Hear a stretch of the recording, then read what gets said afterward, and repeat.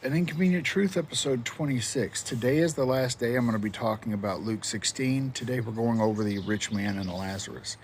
And there were a couple points that really stood out to me. One of those is that when the rich man went to hell, he knew who Abraham was.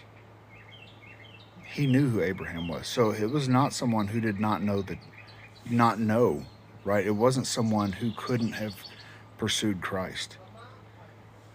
This is talking about people who have had a relationship with God. And they have absolutely turned away, right? They abuse God's people, which he does not gel with at all. He is referring specifically, and he's talking to the Pharisees, and Judas is listening at this point because he's still directed toward the Pharisees.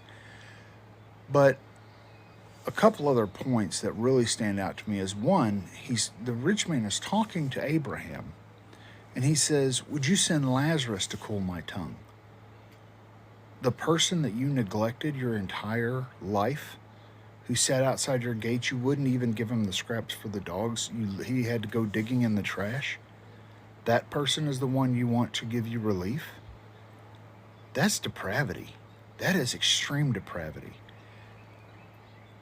And then he says, "Hey, would you at least send Lazarus, resurrect him from the dead, and send him to go tell my family?" And Abraham's like, he has the writings. They have the writings. Let them read the writings.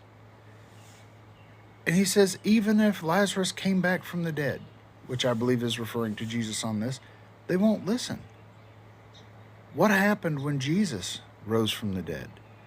The Pharisees lied about it. They tried to cover it up. They hunted the apostles. They were still pursuing the same level of wickedness. They could not see past, this guy. They couldn't get over Jesus.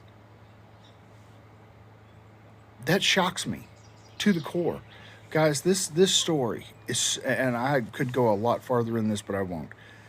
This story is so important.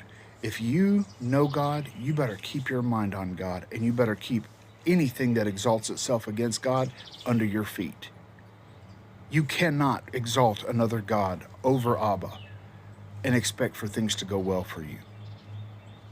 You can't. It is inconvenient, but it is true. I hope this blesses you. I hope this calls you to repentance. I love you guys.